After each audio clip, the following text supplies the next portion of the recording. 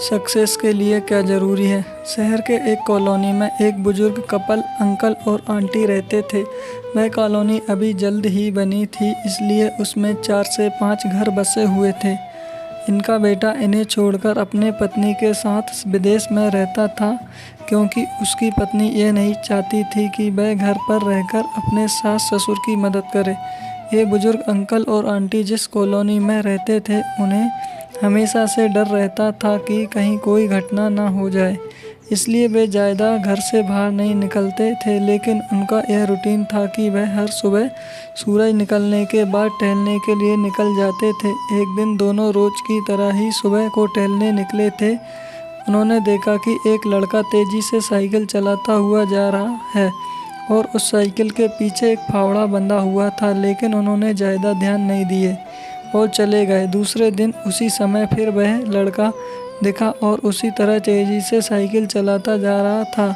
इसी तरह तीसरे और चौथे दिन भी वह लड़का दिखा। 5वें दिन आंटी जी ने अंकल से पूछा कि ये लड़का हर रोज़ सुबह इसी समय तेज़ी से साइकिल चलाते हुए जाता है। मुझे लगता है कि कुछ गड़बड़ है, कहीं ये लड़का कोई गलत काम करने तो नहीं जा रहा है। लेकिन अंकल जी ने मना कर दिया कि जा रहा होगा, कहीं हमें इससे क्या। परंतु आंटी जी बोली, हमको देखना चाहिए कि हमारे कॉलोनी में कोई गड़बड़ तो नहीं। अंकल जी बोले, ठीक है, अगले दिन हम इस लड़के का पीछा करेंगे और देखेंगे कि ये जा कहाँ रहा है। अगले दिन सुबह को फिर से वो लड़का तेज़ी से साइकिल चलाता निकला। उसके पीछे अंकल और आंटी जी भी गए।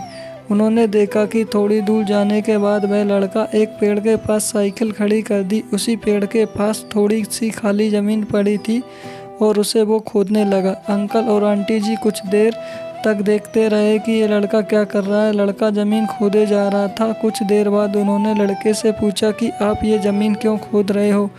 लड़के ने मुस्कुराते हुए कहा कि अंकल जी, मैं आप दोनों को रोज़ देखता हूँ, आपको मुझसे डरने की ज़रूरत नहीं है, और यहाँ ज़मीन इसलिए खोद रहा हूँ कि मेरी नई नौकरी लगी है। अंकल, कहाँ नौकरी लगी है? ऐसा कौन सा काम है जिसमें ज़मीन खोदनी है? लड़के ने कहा, बड़े दिन से बेरोज़गार था, फाइनली मुझे फार्म हाउस में काम मिला है और उन्हें ऐसे लड़के की ज़रूरत है जिसे काम करने का अनुभव हो, और मेरे पास कोई अनुभव नहीं है। इसलिए मैं रोज़ यहाँ फावड़ा लेकर आता हूँ और ज़मीन खोदने की प्रैक्टिस करता हूँ कि जैसे ही नौकरी पर काम शुरू हो उसमें हमें निकाल ना दिया जाए। इसलिए रोज़ाना मेहनत कर रहा हूँ, कोशिश कर रहा हूँ।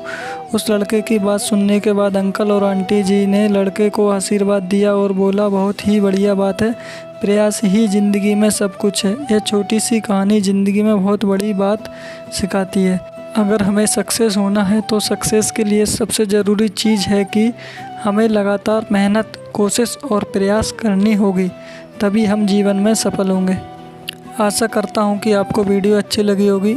और भी इस प्रकार की वीडियो देखने के लिए हमारे चैनल को सब्सक्राइब ज़रूर करें।